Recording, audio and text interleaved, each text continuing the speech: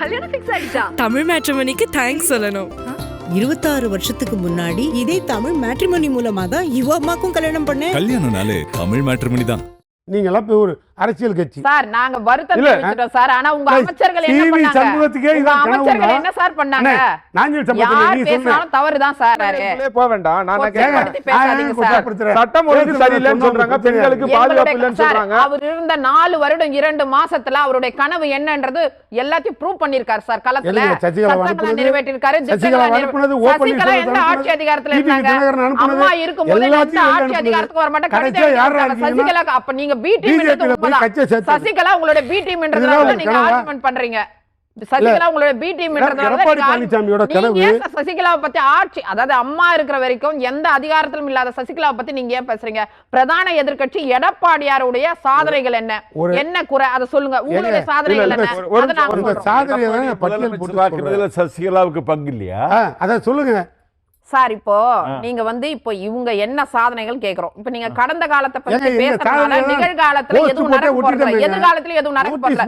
இன்னைக்கு அரசியல் யார்கிட்ட இருக்கு? அவ்வளவுதான். இப்ப உங்க தலைவர் கூட என்ன சொல்லிருக்காரு அந்த கொள்கையை பத்தி தான் நம்ம பேசணும். அவங்களோட தனிப்பட்ட வாழ்க்கையை பத்தி பேச ஆரம்பிச்சா விவாதமே போகாது. சட்டம் ஒழுங்கு சரியில்லைன்றாங்க, பெண்களுக்கு பாதுகாப்பு இல்ல அப்படின்னு சொல்லி இப்பதான் தூக்கு தண்டனை கொடுத்தானே. அதுல போய் யாரையாவது ஒரு பொண்ணை தொட்டு பாருங்க, தூக்கு போடுறோம். ஒரு நிமிஷம், காவல் இதுதான் நடந்துகிட்டே இருக்குல்ல, ஊர் பூரா நடந்துகிட்டு இருக்கு. குற்றச்சாட்டுகள் இருக்கு, நிறைவேற்ற முடியும். நீங்க நாங்க போற போக்களை பார்த்தா என்ன அந்த அத்தனை விவசாயிகளும் எம்ப்ளாய் ஆக்கிடுவோம். இங்க ஏற்கனவே இருக்கிறவங்க சம்பளம் கொடுக்க முடியல. திமுக ஆள கொடுக்க முடியாது. சம்பளம் நாம் தமிழர் இருந்தா கொடுத்துரும். ஏன்னா உலக நாட்டுல சம்பாதிச்சு வச்சிருக்கீங்க. யாருக்கு சம்பாதிச்சு வச்சிருக்கீங்க? உலக நாட்டுல ஃபண்ட் வருது. 30,000 கோடி உங்களுக்கு மட்டும் தான் வேர்ல்ட் ஃபுல்லா ஃபண்ட் வருது. நீங்க கொடுத்துருவீங்கம்மா. அது மக்கள் நம்பட்டுமா? பணக்கார மாநில கட்சி என்னால முடியாதுமா. பணக்கார மாநில கட்சி நீங்க கருத்து இல்ல சொல்றீங்க. கருத்து இல்ல காத்தியா கருத்து இல்ல. ஒவ்வொருத்தங்களா பேசுறீங்க. பிரதான எதிர்க்கட்சி நான் தான் சார் பதில் சொல்லணும். திரும்ப கேட்கணும்னு நினைக்கிறேன். 2010ல கட்சி ஆரம்பிச்சீங்க, இப்ப 16 ஆண்டுகள் ஆயிடுச்சு. இப்போ வரைக்கும் அதிகாரத்துக்கு வரணும்ன்ற ஆசை இல்லையா? எப்ப நீங்க வருவீங்க? நாங்க 2016 சட்டமன்ற தேர்தலில் முதல்ல போட்டியிடும் போது நாங்க வெறும் 1.1 விழுக்காடு. எங்களுக்கு ஒரு மிகப்பெரிய சாதி பின்புலமோ பொருளாதார பின்புலமோ எங்களுக்கு மிகப்பெரிய ஒரு மதத்தின் அடிப்படையிலான ஒரு பின்புலமோ ஒரு திரை கவர்ச்சியோ எதுவுமே கிடையாது.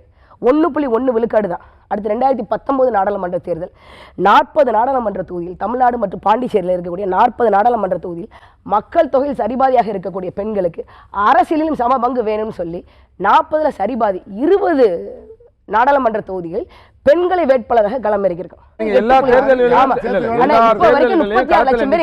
தேர்தலை சந்திக்கிறீங்க. நான் சொல்றது அதிகாரத்துக்கு போனா தான் எது செய்ய முடியும்னு 2 பேரும் அது உறுதிதானே. ஆனா அதிகாரம் நடக்கும்னு கேக்குறேன். அதிகாரத்துக்கு 2026 நடக்குது. எங்க அண்ணன் காரைக்குடி சட்டமன்ற தொகுதியில போட்டியிடுறாங்க. அவர் வெற்றி ஏற்கனவே உறுதி செய்யப்பட்டது. சட்டமன்றத்தில் எங்கள் அண்ணன் செந்தமிழன் சீமான் திருவொற்றியூர்ல போட்டியிட்டாரு. அங்கேயுமே இது நடக்கல. இப்ப திருவொற்றியூர்ல போட்டியிடுது 5 ஆண்டுகளுக்கு முன்னாடினா இப்ப களம் மாறி இருக்கு. 5 ஆண்டு கால திமுக ஆட்சியை மக்கள் வெறுத்து போயிருக்கிறாங்க. மாற்றத்தை நோக்கி வரணும். இதுதான் நான் முதல் சுற்றில் நான் பதிவு பண்ணேன். 2026 சட்டமன்ற தேர்தல் அண்ணன் செந்தமிழன் சீமான் அவர்களோட நாம் தமிழர் கட்சியின் வேட்பாளர்கள் உள்ள போவாங்க, சட்டமன்றத்துக்குள்ள போவாங்க. மாற்றம் ரொம்ப எளிதாக நடந்துடாதுன்னு. 1921 கம்யூனிஸ்ட் பார்ட்டி ஆஃப் சீனா ஆரம்பிக்கப்பட்டது. 1949 மாவோ சீனாவோட பிரீமியர் ஆகிறாரு. 28 ஆண்டுகள் அந்த மண்ணை புரட்சிக்காக தயார்படுத்தியிருக்கிறாரு. இது இது இது இது 60-75 ஆண்டு கால கசடு. தமிழ்நாட்டில் ஏற்பட்ட கசடு. அந்த கசடை நாங்கள் தேர்தலில் போட்டிட்டு 8 ஆண்டுகளை நாங்கள் ஒரு கேள்வி கேட்க விரும்புறாரு. மாவோ புரட்சியோட ஆமாண்ணே. அப்ப நீங்க செஞ்சது புரட்சியானே? வைகோ செஞ்சது புரட்சி, நீங்க நாஞ்சில் சம்பத்தனை நீங்க செஞ்சது புரட்சியா? அந்த புரட்சியோட மாவோ மாதிரி எங்கள் அண்ணன் செந்தமிழன் சீமான் அவர்கள் மக்களை புரட்சிக்காக தயார்படுத்துறார். அரசியல் புரட்சி மட்டும் இல்ல, பண்பாட்டு புரட்சிக்கும் சேர்த்து தயார் பண்ணிட்டு இருக்கிறார். தைப்பூசத்திற்கு விடுமுறை அப்படின்னு சொல்லி சொன்னாங்க. ஆமாண்ணே. என்னண்ணே இப்ப அதுக்கு என்ன 6000 மைல்கள் நடந்தோம்.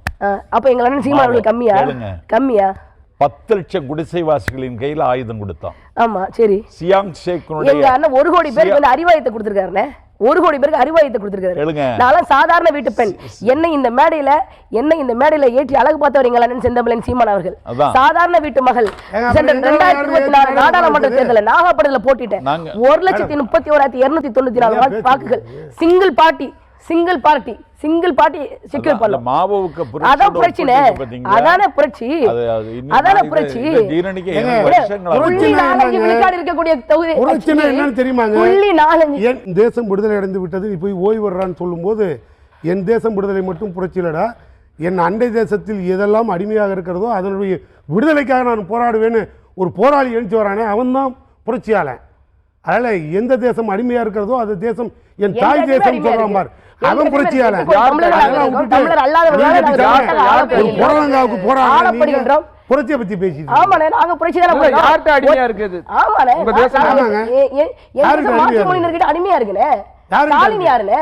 ஸ்டாலின் யாரு? முதலமைச்சர் ஆகும்போது எங்க மணவாடு தமிழ்நாட்டின் முதலமைச்சர் ஆயிட்டாரு. ஒவ்வொருத்தரும் வந்து சந்திரபாபு நாயுடு வந்து நம்ம மணவாடு எல்லாம் வந்து திமுக வாக்களிங்கன்னு சொல்றாரு.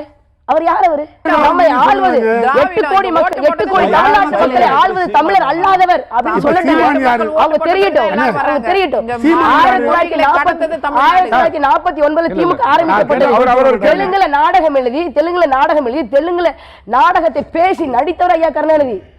நீங்க முத்தமிழ்